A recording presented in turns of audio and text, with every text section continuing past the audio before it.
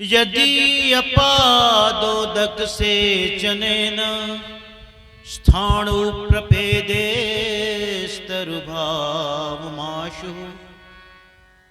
वन्द्य सताम्योर महनीय कीर्तिस तम श्री कबीरं सततं नमामि। कबीर नामं परमं पुनीतं युगे युगे स्वामी हरन्ति दुःखं दातार मुक्तं पुरुषं पुराणं चरणारविन्दं सततं नमामि। वंदो सत्य कबीर के चरण कमल शिरनाय जासु ज्ञान दिन कर निकर भ्रमतम देत नशाय ब्रह्म छुड़ाय पथ विकट को निकट लखायो नाम। ऐसे गुरु को कीजिए कोटि कोटि प्रणाम। धर्मदास साहब का बड़ा सुंदर सा पद है। निशिवासर पिया संग में सुतियो नयन अलसानी निकर गयो घर से। जस पनिहार धरे सिर गागर सुरति नटरे बतियावत सबसे। धर्मदास विनमय कर जोरी साहेब कबीर मिले बड़े भाव से। साहेब कबीर मिले बड़े भाव से। इतना ही पद है लेकिन बड़ा गूढ़ अर्थ है इस पद में। निशिवासर पिया संगम सुतियों नैन अलसानी निकरी गयो घर से। धर्मदास साहब कहते हैं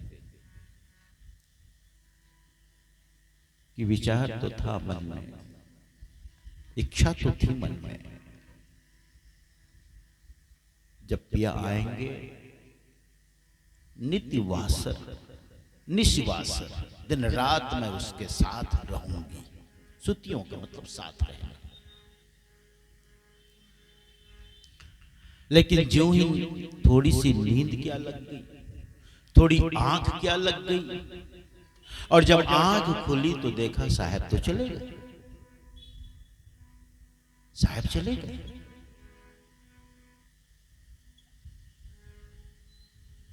जस पनिहार धरे सिर गागर सुरति नटरे बतियावत सबसे।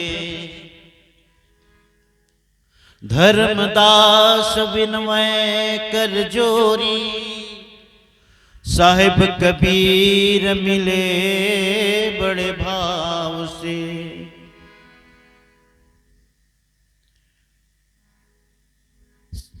इस जीवन में अगर पाप और पुण्य की बात कहें तो सबसे बड़ा पाप यही है कि हम सो करके जीवन को व्यतीत करते हैं, और सबसे बड़ा पुण्य यही है कि जीवन को हम जाग कर जीते हैं।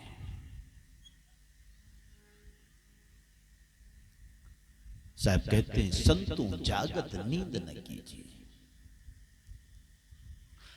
संतों जागत नींद न कीजिए।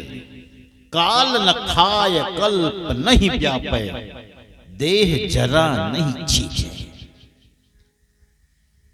संतों जागत नींद न कीजिए। पूरा संत साहित्य देखो, सारे ग्रंथों का सार निचोड़ यही है जागो जागो और जागो। तो संत जन किस बात से जगाना चाहते हैं? क्योंकि जागने का जो हम अर्थ जानते हैं वही कि जब हम सब बैठे हैं जग रहे हैं, यही जानते हैं। जागने का मतलब हम इतना ही जानते हैं कि हम जग रहे हैं। और क्या जगना साहब, जग तो रहे। दो ही काम करते हैं, एक तो जागते हैं, एक तो सोते हैं। तो सोते तो हम रात में हैं और सब सोते हैं, आप भी सोते हो। फिर जागना किस बात से? जागना का मतलब हर कृत्य से, हर कृत्य को सावधानी से करना, होशपूर्वक करना, जागते हुए करना, जागरण से करना, सुरति से करना।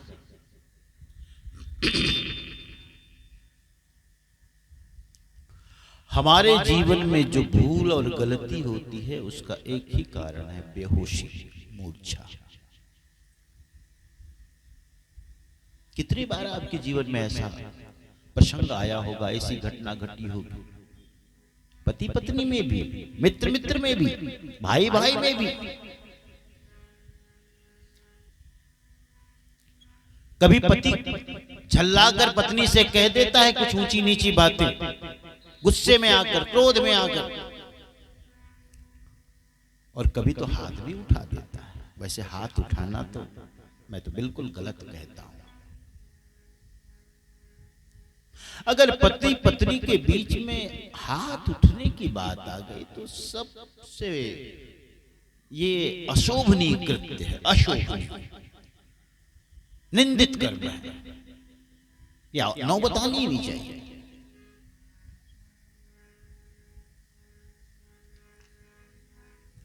बात ही बहुत है, शब्द ही बहुत है। ये पशुवत आचरण है अगर कोई ऐसा करता है। इसका मतलब है तुम्हारे शब्द में ताकत नहीं है, तुम्हारे कृत्य और व्यवहार में क्षमता नहीं, ताकत नहीं है।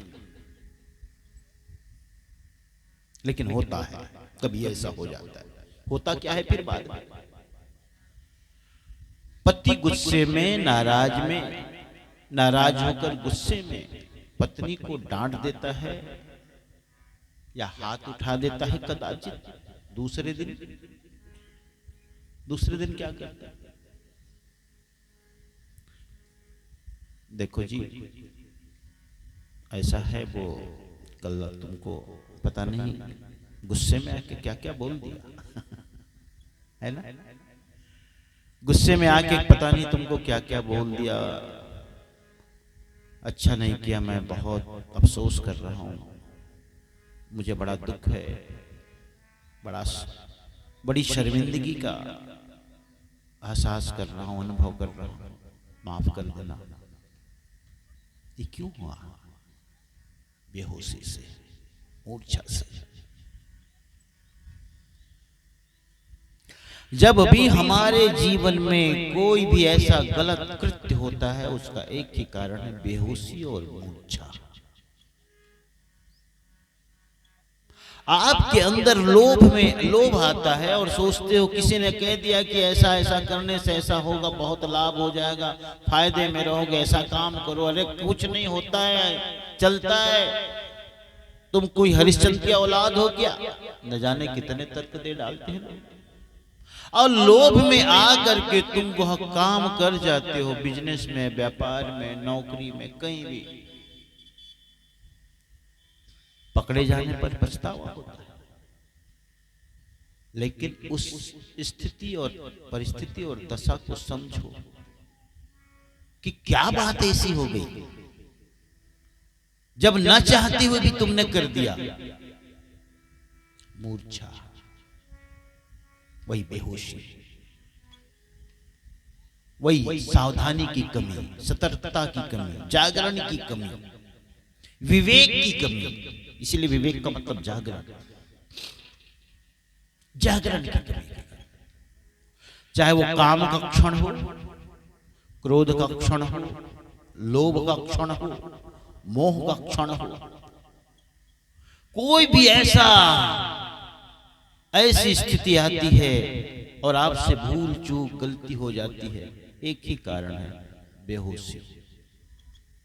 उसी से साहब कहते हैं जागो, उसी से संत जन कहते हैं जागो, जागो।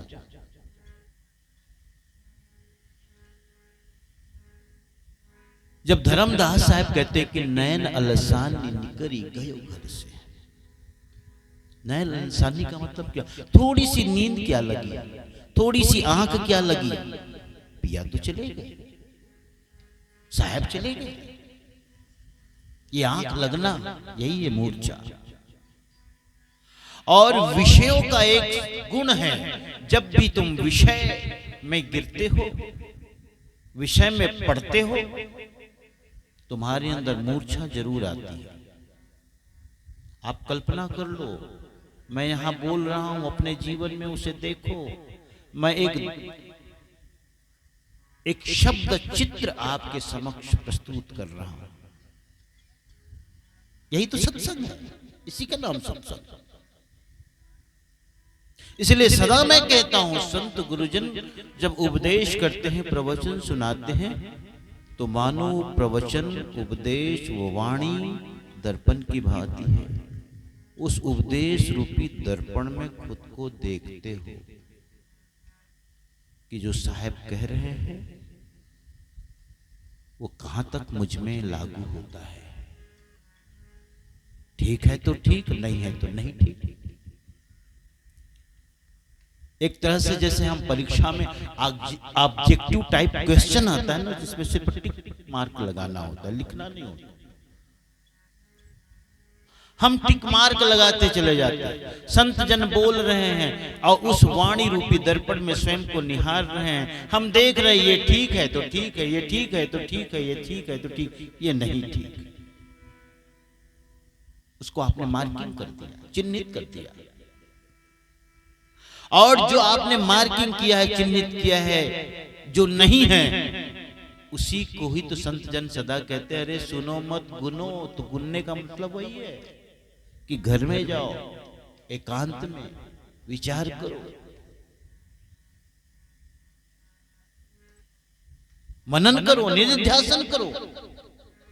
क्योंकि संत जो बोलते हैं, माना कि किताबों की, ग्रंथों की कोई कमी नहीं, लेकिन सत्संग में साक्षात गुरु के मुख से निकलने वाली वाणी को, उपदेश को जब श्रवण करते हो, तो उसका साक्षात सीधा असर आपको पड़ता है।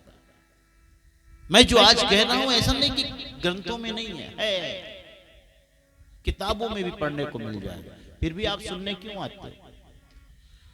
आजकल तो सबसे बड़ा सदगुरु व्हाट्सएप हो गया है। एक से एक ज्ञान पढ़ लो, देख लो।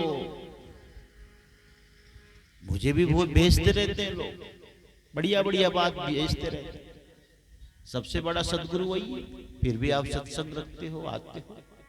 क्यों? क्योंकि गुरु के समक्ष सुनना जीवंत है, प्राणवान है, ऊर्जावान है। एक जीवंत सदगुरु से, प्राणवान सदगुरु के समक्ष बैठकर उनकी वाणी को जो प्राणों से स्पंदित है, उस वाणी को सुनना, उनका सत्संग करना। सत्संग का मतलब यही है, सुनना, साथ रहना।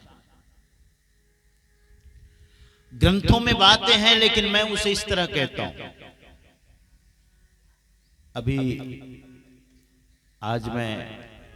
आज यश कुमारी मुझे एक भाजी खिलाई। कौन सी भाजी थी? उड़द की भाजी। इस सीजन में मैं पहली बार खाया, अच्छा लगा।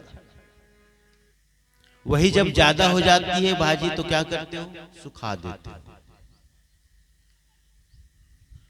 उसको कहते हैं सुखसा भाजी। जो ताजी भाजी है और जो सुखसा भाजी है, अंतर होगा ना स्वाद। ग्रंथ है, किताब है, सब सुखसा भाजी है। संत गुरुजनों ने कभी कहा, उनकी वाणी संकलित है।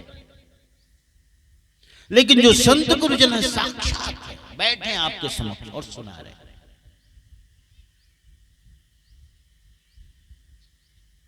जैसे कोई मशाल है, जलती हुई मशाल और उसी मशाल की फोटो, दोनों में अंतर नहीं होगा। है तो उसी मशाल की फोटो, लेकिन ये मशाल तुम्हें जला सकती है, वो मशाल तुम्हें जला नहीं सकती है, उसी की फोटो। इतना बड़ा अंतर होता है। तो सत्संग में आप इसलिए सुन रहे आते हैं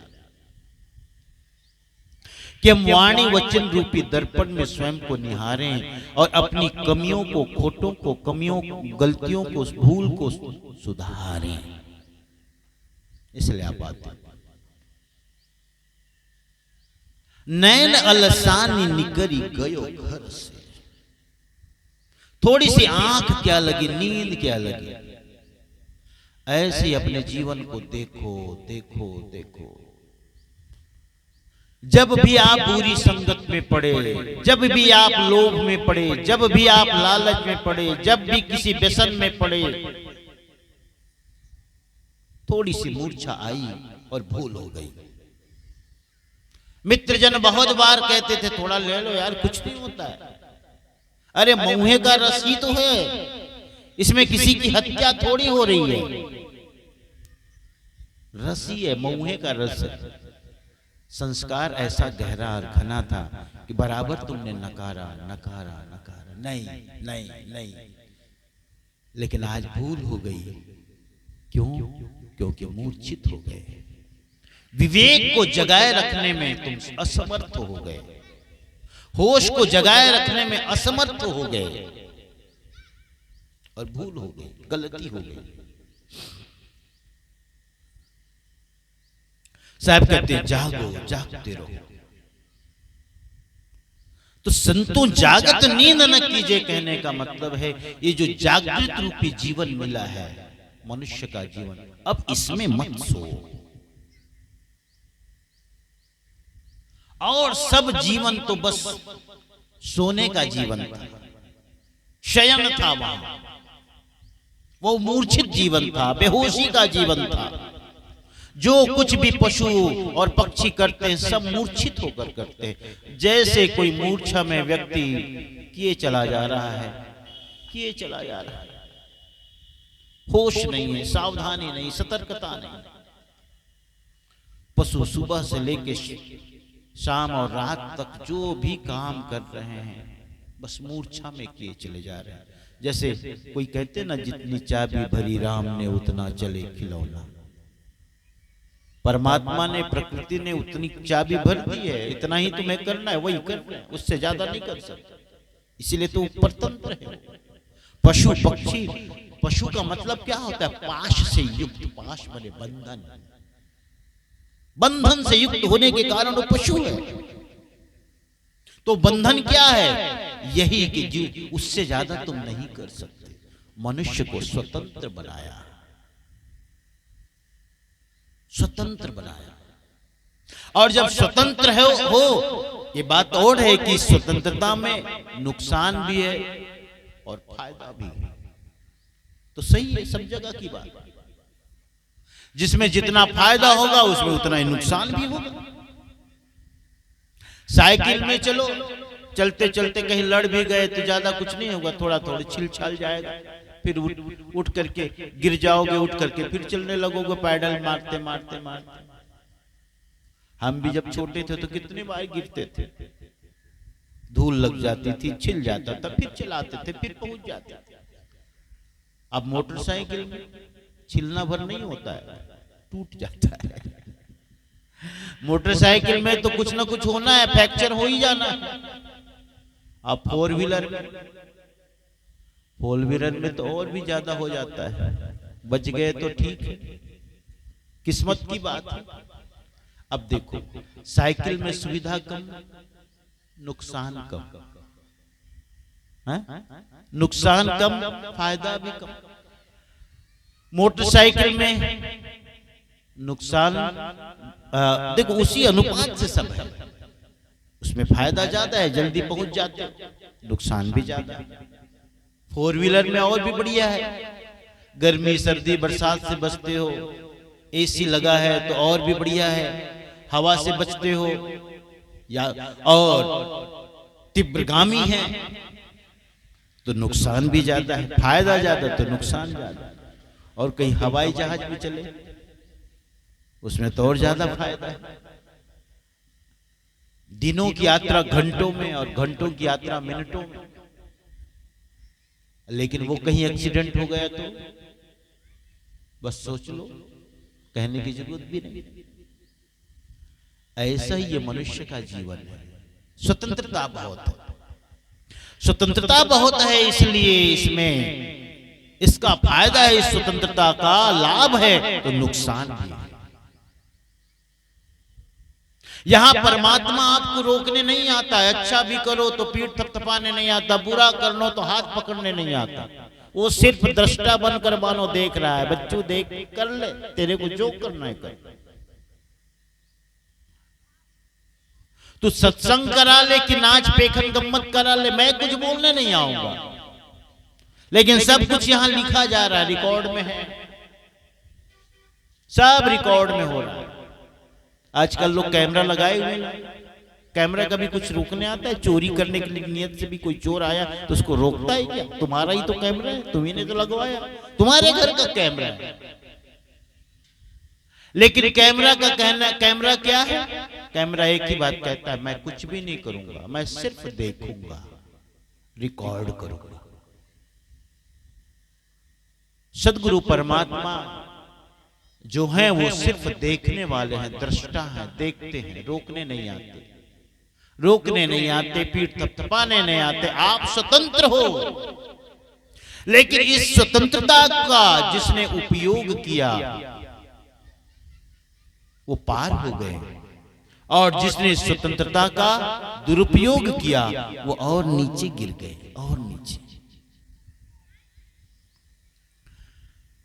धर्मदास साहब कहते हैं कि निशिवा सरस पिया संगम सुतियों, नैन यलसान निकर गयो घर से।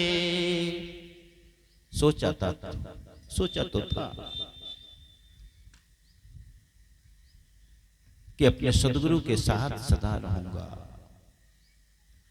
लेकिन मैंने क्या देखा, थोड़ी सी नैन लगी, आंख लगी, थोड़ी तंद्रा में गया, थोड़ी बेहोशी में गया और साहब चले गए।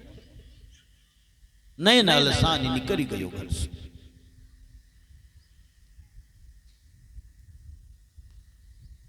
जागरण की बात कहते हैं साहब, जागो। हर कृत्य आपका जागरण से युक्त हो, हर कृत्य। आप बैठे हो तो सिर्फ बैठे हो, सुन रहे हो तो सिर्फ सुनो। कहते सुनने मात्र से भी मुक्ति मिल जाती है, सुनने मात्र से। जैन धर्म में तो कहा गया है कि अच्छा सुनने वाला, जिसको श्रावक कहा गया है, अगर तुम्हारे अंदर सुनने की कला आ गई, तुम अच्छी तरह से सुन पा रहे हो, तो सुनते सुनते भी पार हो जाओगे, करने की जरूरत ही नहीं, सुनकर ही। इतनी बड़ी महिमा है सुनने की। साहब ने भी कहा है कि श्रोता वक्ता की अधिक महिमा, विचार कुंड नहाई, सार शब्द निबेर लीजिए, बहुरी न भव जराए। सार शब्द को जान लो, पकड़ लो, समझ लो, फिर संसार में आना नहीं होगा। सुनने का फायदा ये, सुनने का मतलब ये कि सार शब्द को जाना, क्या है सार, क्या मेरे लिए ठीक है, क्या उपयुक्त है, इसको समझो और जानो। ये साधना की बात है। हमारा हर कृत्य देख लो, चिंतन करो। आप बैठे हैं, सुन नहीं रहे हैं, कहीं और सोच रहे हैं, भोजन कर रहे हैं, खा नहीं रहे हैं, कुछ और सोच रहे हैं, स्नान कर रहे हैं, स्नान नहीं कर रहे हैं, कुछ और सोच रहे हैं, सो रहे हैं तो भी सो नहीं रहे हैं, क्योंकि सपना क्यों आता है, फिर कुछ और कर रहे हैं, कोई भी काम ऐसा है जब हम पूरी तन्मयता से नहीं करते, और जब कोई भी कार्य पूरी तन्मयता से किया जाए, संत गुरुजनों का कहना वही ध्यान है। ध्यान है, उसी को ध्यान है। जब साहब कहते हैं कि जहां जहां जाऊं सोई परिक्रमा, जो कुछ करूं सो पूजा, घर उद्यान एक समलेखों, भाव मिटाऊं दूजा, तो वहां भी उसी सुरती और होश की बात करें कि हर कर्म तुम्हारा पूजा बन जाए जब यदि तुम पूरे होशो हवास के साथ उस कर्म को करो। लेकिन ऐसा कभी नहीं होता, होता ही नहीं। ये साधना की स्थिति कि तुम्हारा हर कर्म, संत भी बैठे हैं तो बैठे नहीं। देखो आप जरा ध्यान से, किसी भी काम को आप पूरी तन्मयता से करो, जो काम जो कर रहे हो वो ध्यान बन जाएगा। ध्यान का मतलब वर्तमान में जीना।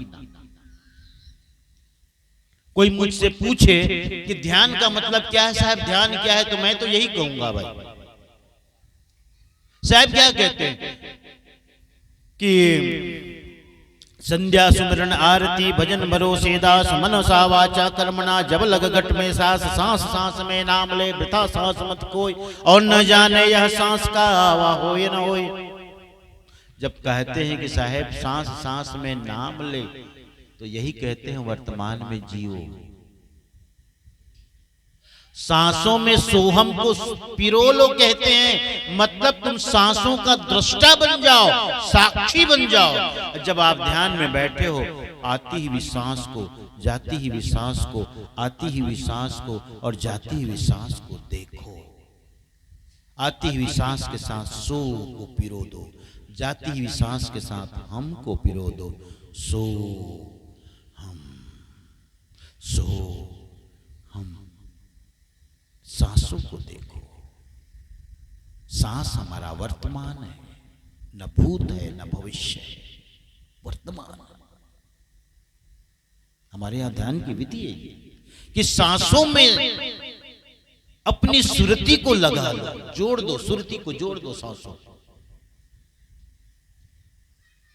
पहले तुम सो और हम, सो और हम की कल्पना करते हो, आती हुई सांस में सो, जाती हुई सांस में हम। फिर वो इसको करने की भी जरूरत नहीं, सिर्फ दृष्टा बन जाओ, देखते ही रह जाओ।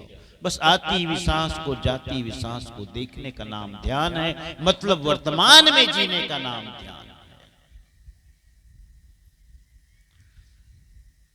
कोई अभी कह रहे थे ना कि युवा वर्ग बहुत कम आए हैं, युवा लोग बैठते नहीं सत्संग में, युवा आते नहीं सत्संग में। अगर युवा सुधर जाए तो बूढ़ा अपने आप खुद ब खुद सुधरा हुआ मिलेगा। बात तो सच है, क्योंकि यही युवा तो कल बूढ़े होंगे। कल आज के युवा ही तो कल बूढ़े होंगे, लेकिन इन्हें फुर्सत कहां है सपना देखने से, कल्पनाओं में जीने से, भविष्य के प्रति तमाम योजनाएं बनाने में। ऐसा होगा, ऐसा होगा, ऐसा होगा, ये पढ़ाई करके ये नौकरी मिलेगी, ये पढ़ाई करके ऐसा बनूंगा, इतना कमाऊंगा, विदेश जाऊंगा, डॉलर पाउंड और न जाने क्या क्या। बड़ा मकान होगा, बड़ी गाड़ी होगी, रुतबा होगा, ओहदा होगा, शोहरत होगी, इज्जत होगी। ये युवा है भविष्य की कल्पना में खोए हुए हैं, और बुजुर्ग अतीत के सपनों, अतीत की कल्पना, अतीत बने हुए, बीता हुआ कल, उनके पास भविष्य तो है नहीं।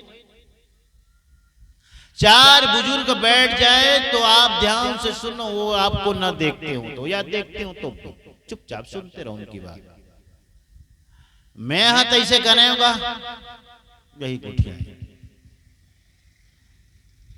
खेत खरीदे हो, कुआं बनाए हो, चार चार जन लोग लेकर शादी करे हो, घर नहीं बनाए हो क्या? घर गलो बनाए हो, एक एक पैसा जोड़ के बनाए हो, बस बनाए हो, बनाए हो, करे हो, करे हो। सब भूत की बात। करूंगा नहीं, करूं नहीं। देखो तुम्हारी छत्तीसगढ़ की भाषा है, बनाए का मतलब बनाया, और करूं मने करूंगा। एक भजन हमारे अनुपम गा रहे थे उस दिन, बहुत अच्छा। क्या है गाना? तो भजन को उसको, ये तन माटी का, हाँ, आज गाना उसमें, हाँ, उसमें एक पद आता है बड़ा सुंदर, भविष्य और भूत की बात कही जाती है, भविष्य और भूत की बात। तो ये जो युवा वर्ग है वो भविष्य की कल्पना में खोए हैं, वर्तमान से उसका कोई सरोकार नहीं।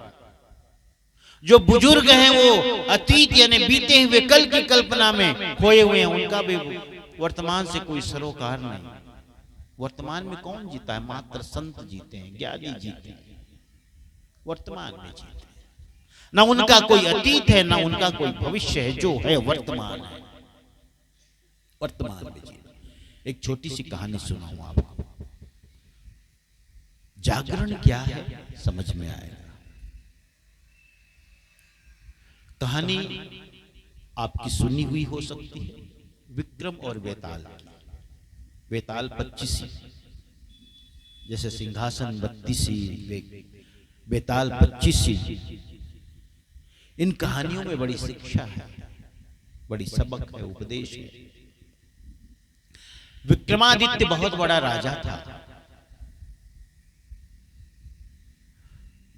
और विक्रमादित्य बहुत बड़ा राजा था। उसका नियम था कि सुबह के समय अपनी प्रजा से मिलता था और प्रजा जो भी मिल करके उन्हें उपहार गिफ्ट देते थे, उपहार देते थे, कुछ भी। जैसे आप मेरे से मिलने आते हो तो कुछ ना कुछ लेके आते हो कि चलो साहब के पास जाएं तो कुछ लेके जाएं। और है भी, गुरु के पास कभी खाली हाथ नहीं आना चाहिए। पत्रम पुष्पम फलम तोयम, कुछ न कुछ लेके आओ, फल लेके आओ, कुछ भी लेके आओ। और नहीं तो कौन सी रोटी लाया था? ऐसा रोटी लेके आओ, ऐसा रोटी खिला दो। बहुत लोगों को पता हो गया साहब को बड़ी बहुत पसंद है तो बड़ी लाख चढ़ाते, मैं बड़ी बाबा बन गया। बहुत लोगों को पता है कि साहब जो है अचार बहुत पसंद करते, वैसे अचार कम कर दिया खाना। मैं जहाँ आश्रम में रहता हूँ तो छोटा सा किचन है, वहाँ बहुत प्रकार के अचार रखे हुए हैं, आंवले का, नींबू का, आम का, कांदा का, सब देते रहते। अचार साहब को चढ़ता है, चढ़ाओ भैया, अचार बाबा हो गया, बड़ी अचार, ये सब चढ़ता है मुझको। आप मत चढ़ाना, लेकिन ऐसा न सोचो कि साहब तो बता दिया हम भी लावे। आपका भाव है, वस्तु का मोल नहीं है। वस्तु क्या है ये बात बहुत गौण है, भाव की बात, कि साहब को मैं कुछ दूं, साहब को कुछ समर्पित करूं। पत्रम पुष्पम फलम तोयम, कुछ भी गुरु के पास आओ तो देना चाहिए। राजा के पास जाते थे कुछ भी लेके जाते थे, प्रजा थी, राजा सुंदर था, अच्छा था, हितकारी था, प्रजा हितकारी था। एक जंगल से एक संत भी आया एक दिन और अपने साथ जंगल का कुछ फल लाया, जंगली फल कुछ लेके आया। राजा का नियम था, बगल में वजीर बैठा होता था, जो भी मिलता था वजीर को दे देता था। जैसे मुझे देते हैं तो मैं ये भी तो वजीर है ना, दीवान का मतलब वजीर। टुकेश्वर को दे देता हूँ, रखो भाई, कभी गौतम को दे दिया, कभी टुकेश्वर, लो रखो, वो भी दे देता था वजीर को। वो रोज आता था, एक जंगली फल लेके आता, राजा को देता, राजा वजीर को देता, और वजीर जंगली फल है, पता नहीं क्या है, खाया जाता है कि नहीं खाया जाता है, क्या स्वाद है कुछ नहीं पता।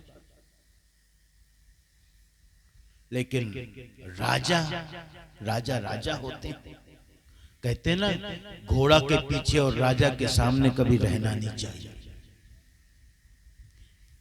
ये राजा कभी भी हिसाब ले सकता है, ऐसा कह करके उसे यूं ही नहीं फेंकता था। एक ऐसा घर था जहां जो काम लायक नहीं था, महल में कमरा जैसा कोई काम करना था, वहीं जाकर डाल देता, डाल देता।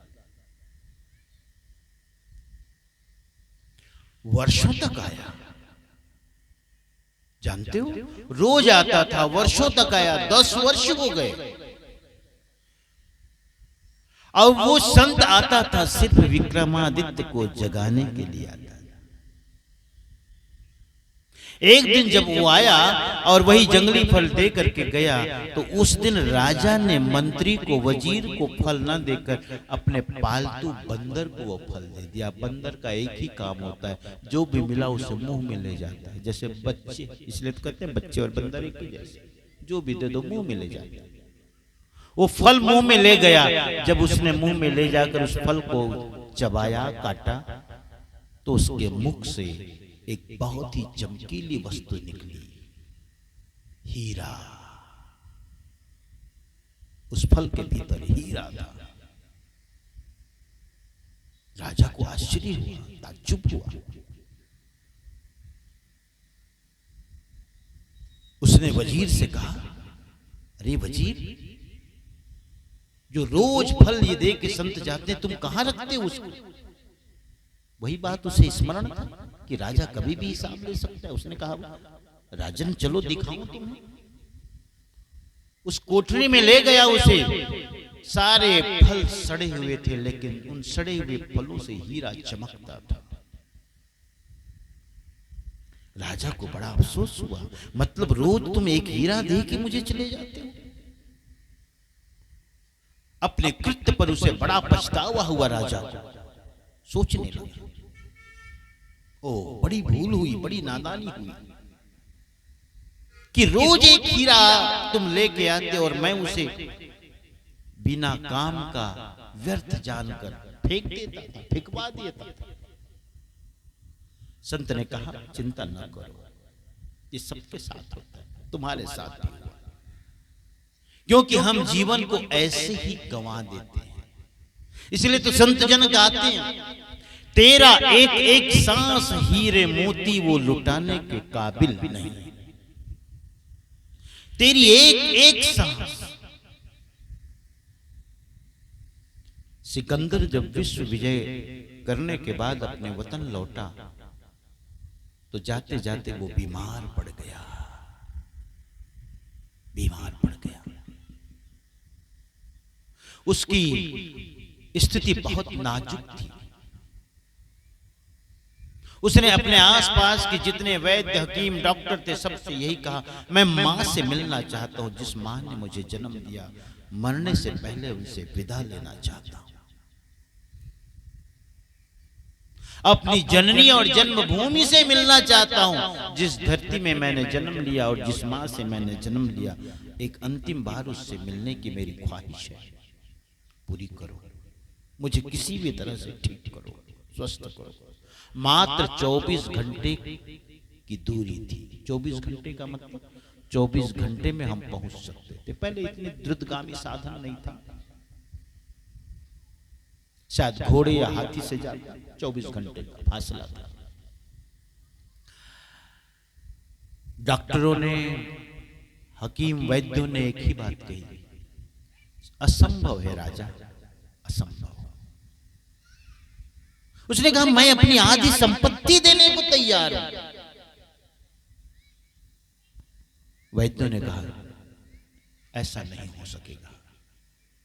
फिर कहता है, मैं अपनी पूरी संपत्ति जो मैंने आज तक अर्जित किया सब देने को तैयार हूं, बस मुझे एक सांस दे दो।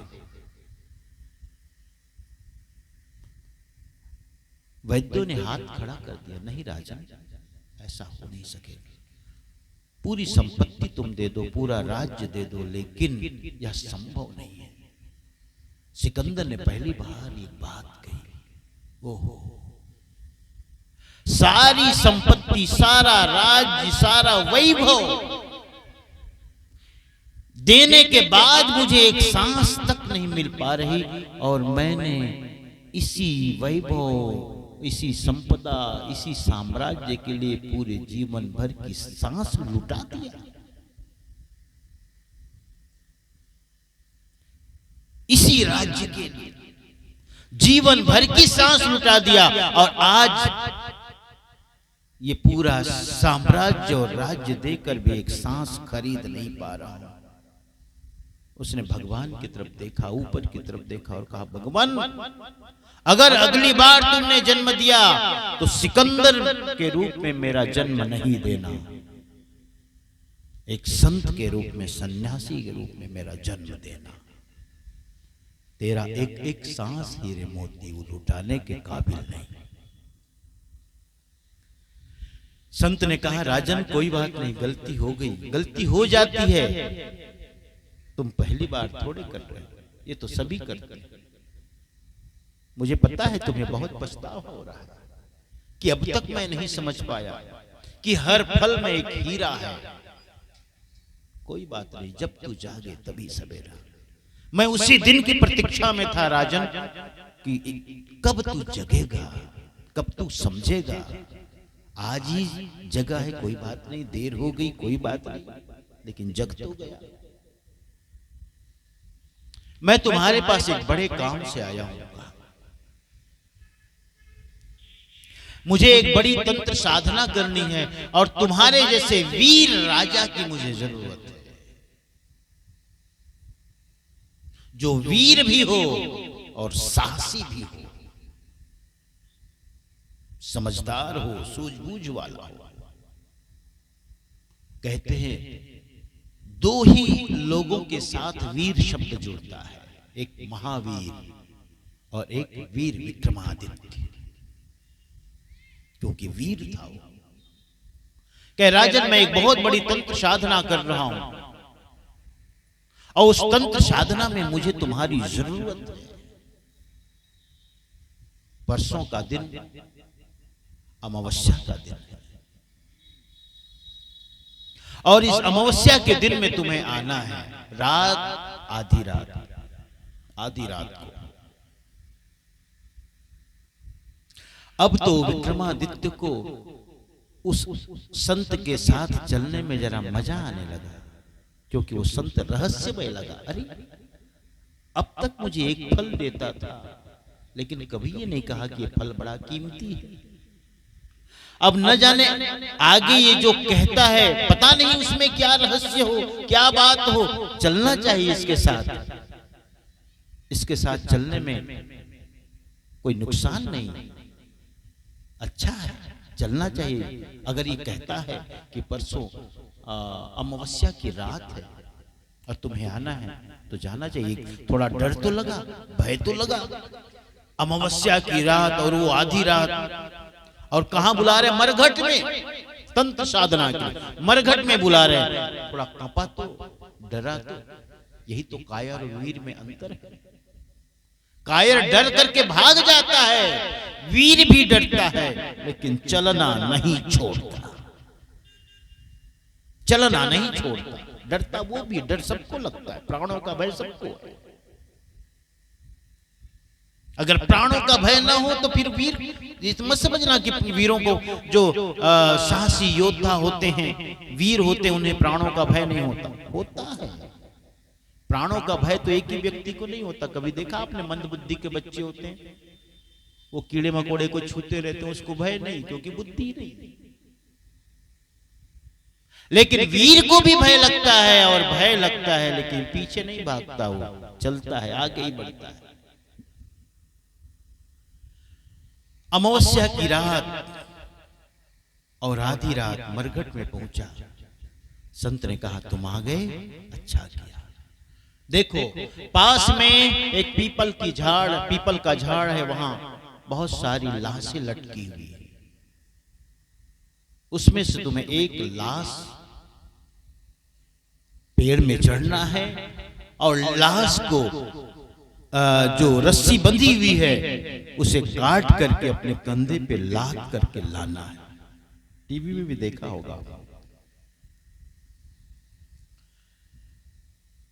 डर तो रहा था और समझ में भी नहीं आ रहा था आगे क्या क्या होगा, लेकिन गया, कहने के अनुसार, बताए अनुसार गया पेड़ में, उस बताए हुए पेड़ के पास, पेड़ पर चढ़ा, और जब उसने एक लाश के सिर की बंधी रस्सी काटी तो लाश नीचे दम से गिरा और हा हा की चित्कार करने लगा, जोर से हंसने लगा। नीचे उठाया, नीचे उठा करके उसे अपने कंधे पर रखा और रखने के बाद उसने कहा, देखो राजन, तुम्हें बोलना नहीं है, अगर बोले तो फंस, लेकिन एक बात और सुनो, अगर मैं कोई बात कहूं, तुम्हारे मन में उसका ख्याल आए, विचार आए, उत्तर आए और ना बोलो तो उसी समय मर जाओगे। ना आए कोई विचार, ना आए कोई ऐसे चिंतन, कोई उत्तर, वो अलग बात। कंधे पर लादा और लादने के बाद उसने कहा, राजन, यात्रा लंबी है, सफर लंबा है, मैं तुम्हें एक कहानी सुनाता हूं। और उसने कहा, राजन, ऐसा हुआ, एक गुरुकुल में 3 शिष्य रहते थे और गुरुकुल में जो गुरु की बेटी थी, जो गुरु की बेटी थी, गुरुपुत्री, उस गुरुपुत्री से तीनों शिष्यों को प्रेम हो गया और उस गुरुपुत्री को भी तीनों शिष्यों से प्रेम हो गया। तीनों शिष्यों को गुरुपुत्री से और गुरुपुत्री को तीनों शिष्यों से। अब उसके सामने दुविधा, क्योंकि वर्ण तो एक का ही होगा, तीनों एक से एक योग्य, कोई भी छोड़ने योग्य नहीं, कोई भी छोड़ा नहीं जा सकता। उसके सामने दुविधा, संशय कि किसका वर्ण करूं मैं, एक का कि 2 का कि 3 का, मतलब एक पहले का कि दूसरे का कि तीसरे का, सब एक से योग्य, किसी में कोई कमी नहीं। उसने कोई निर्णय न कर पाया और अंत में क्या किया जानते हो? अंत में उस गुरुपुत्री ने आत्महत्या कर ली। किसी को दुखी देखना नहीं चाहती थी, तीनों से प्रेम करती थी। उसने कहा, किसी एक का वर्ण करूं तो 2 दुखी होंगे, इसलिए अच्छा है मैं आत्महत्या कर लूं।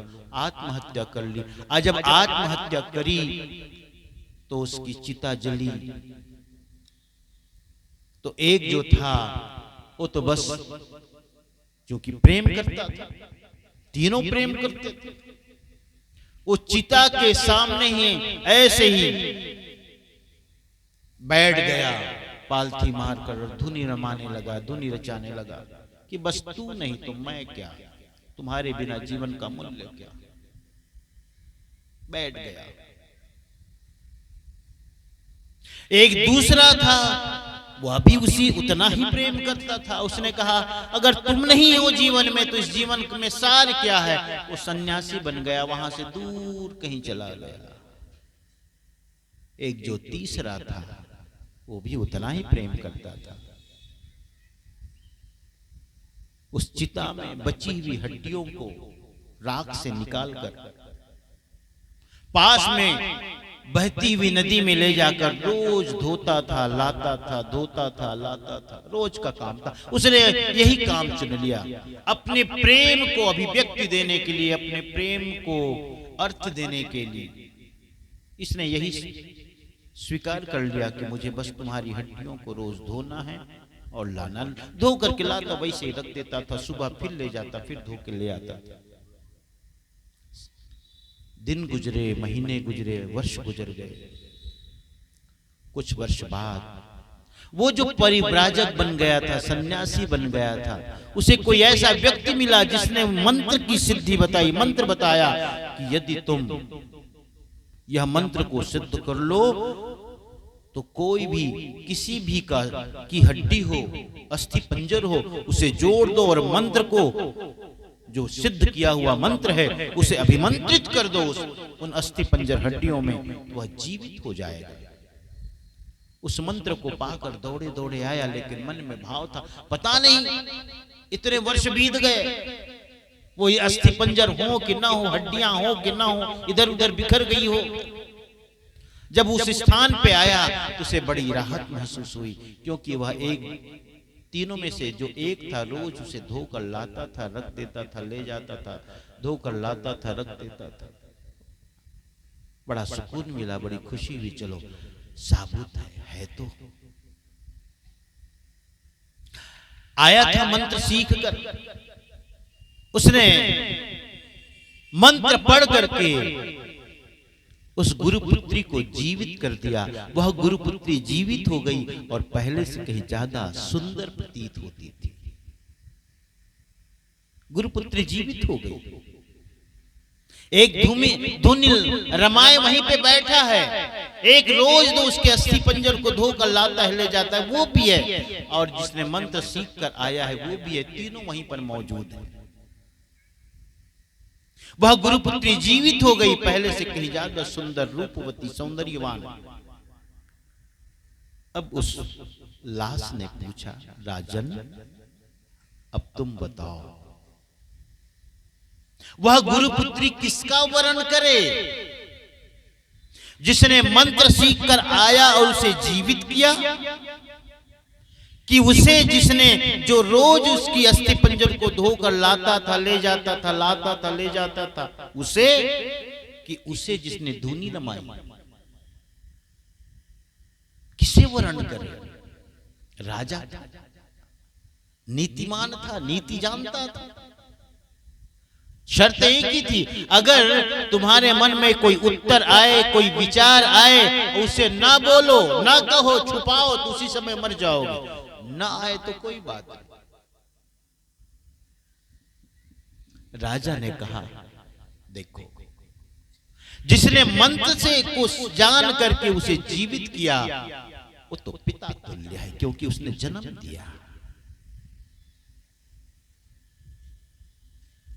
और जो अस्थि पंजर को रोज धो करके लाता था, ले जाता था, रोज धोकर लाता था, ले जाता था, वो तो पुत्र तुल्य है, क्योंकि पुत्र का कर्तव्य है सेवा करना।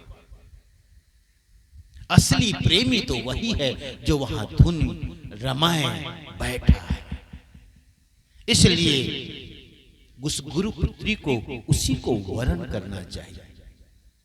कहते हैं लाश यह उत्तर सुना और हंसता हुआ फिर से उस पेड़ में जा गया। यह कहता हुआ कि राजन, मैंने बोला था ना तुम्हें बोलना नहीं, बोलना नहीं, तुमने बोला। इस तरह कहते 25 कहानी चलती है। ये कहानी सुनने वालों के लिए, जिन्हें मनोरंजन चाहिए मनोरंजन, लेकिन खोजी को इसमें जीवन का सार सूत्र मिलता है। 25वीं कहानी में ऐसी स्थिति आती है विक्रमादित्य को कि कोई भी उत्तर उसके मन में नहीं होता, कोई विचार नहीं चलता, सिर्फ होश और जागरण बाकी रहता है। ये साधना की बात है, ये साधना की बात है,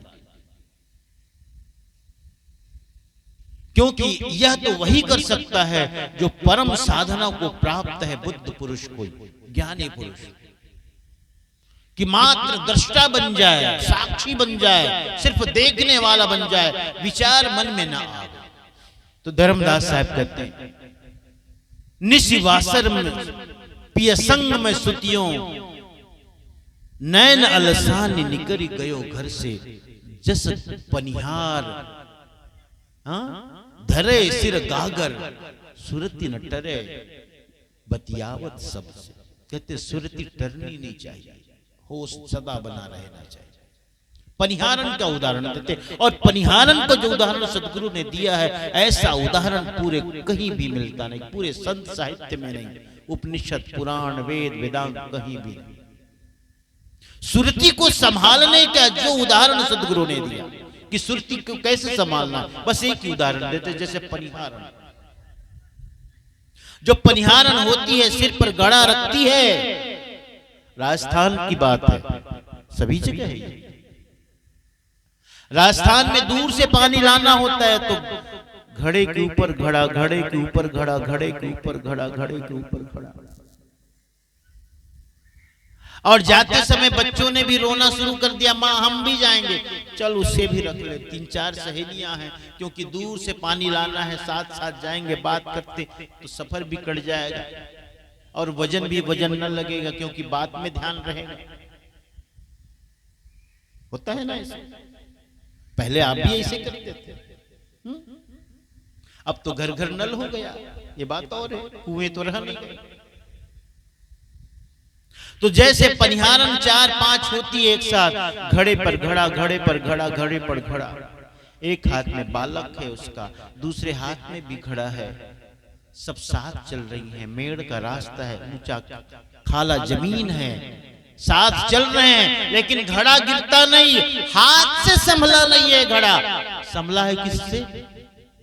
सुरती से, ध्यान से, हाथ से नहीं संभला। हाथ में तो घड़ा है, एक हाथ में घड़ा है, एक हाथ में बालक है उसका, खुद का बेटा है, और घड़े के ऊपर घड़ा, घड़े के ऊपर घड़ा, घड़े के ऊपर घड़ा है, लेकिन सभी सारे घड़े संभले हुए हैं, कोई भी गिरता नहीं। कौन है ऐसा? कौन सा अदृश्य हाथ है उसे संभाले हुए? वह अदृश्य हाथ सिर्फ सुरता है, सुरती है। साहब कहते ऐसी सुरती को संभाले रहो, सुरती को संभालो, उन परमात्मा का ख्याल सदा रहे। विषय प्रपंच में पढ़ करके तुम सो न जाओ, मूर्छित न हो जाओ, बेहोश न हो जाओ, सदा उसका स्मरण बना रहे, सदा उसका ख्याल बना रहे।